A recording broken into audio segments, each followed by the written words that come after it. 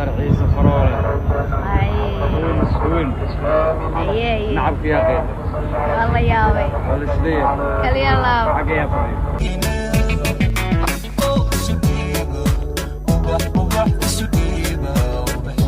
السلام عليكم ورحمة الله وبركاته. الصلاة وشوعا وبناكسن وحن كعطنا حتى داونيسو أنا سبسكرايب إسارة ماشين حتى داونيسو أو إيك لك عصو فضلا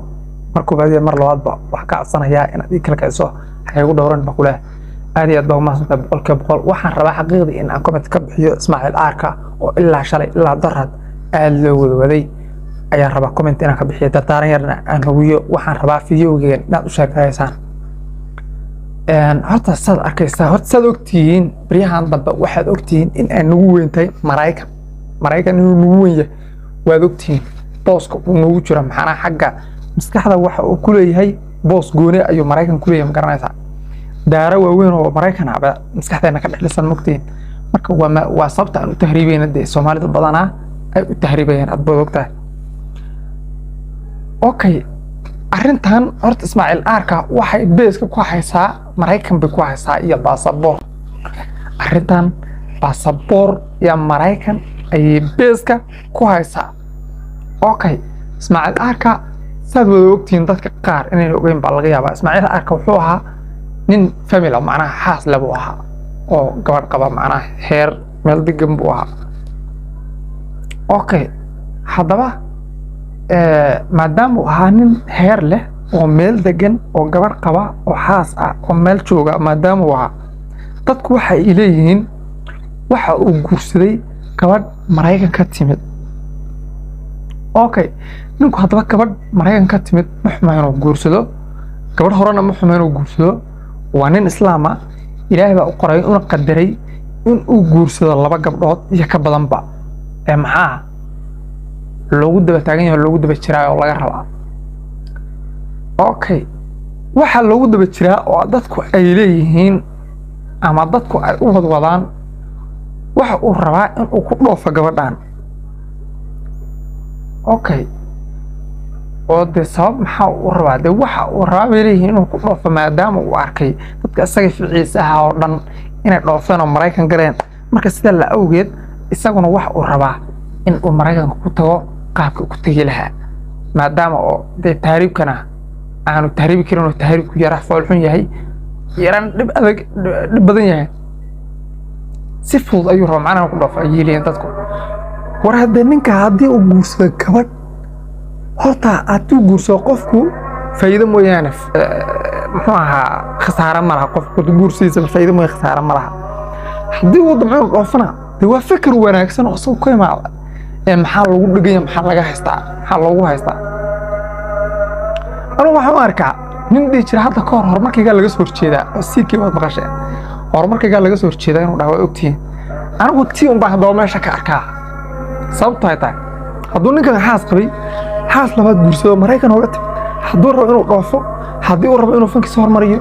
asagu ma faa'iido u tahay laakiin adiga faa'iido kuma isaga ay horumar u tahay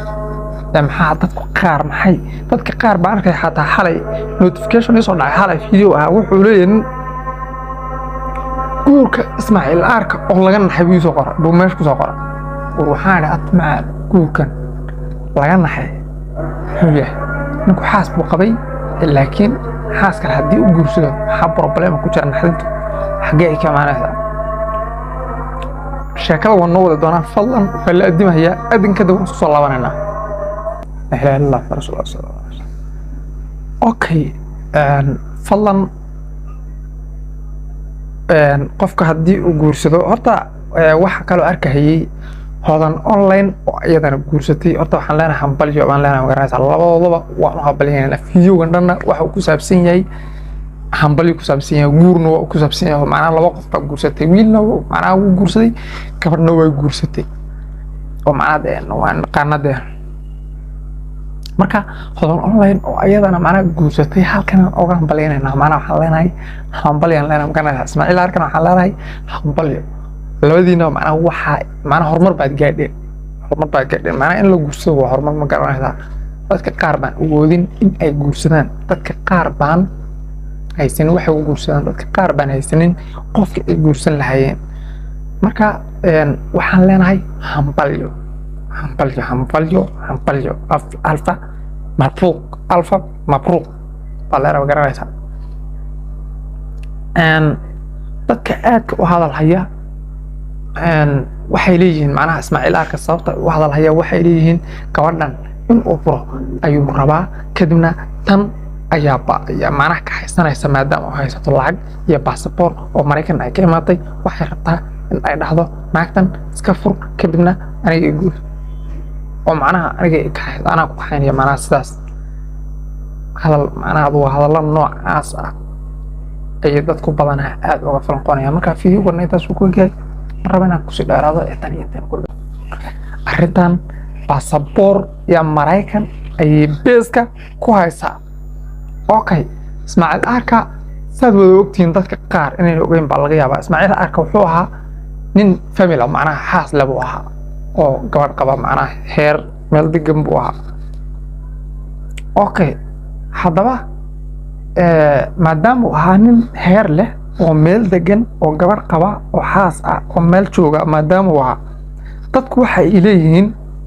waxa uu guursaday gabadh Mareykan ka timid okay ninku haddaba gabadh Mareykan ka timid ma xumaa inuu guursado gabadh horena ma xumaa inuu guursado waa nin islaam ah Ilaahay baa u qoray una qadaray in uu guursado laba gabdhood iyo ka badanba maxaa loogu daba taagan yahay loogu daba jiraa oo laga rabaa okay waxa loogu daba jiraa oo dadku ay leeyihiin ama dadku ay u wadwadaan waxa uu rabaa in uu ku dhoofo gabadhan okay oo de sabab maxaa uu rabaa de waxa uu rabaa leeyahay inuu ku dhoofo maadaama uu arkay dadka isaga ficiisa ah oo dhan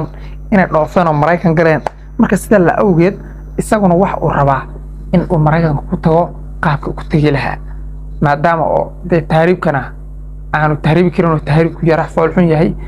yaran dib badan yahay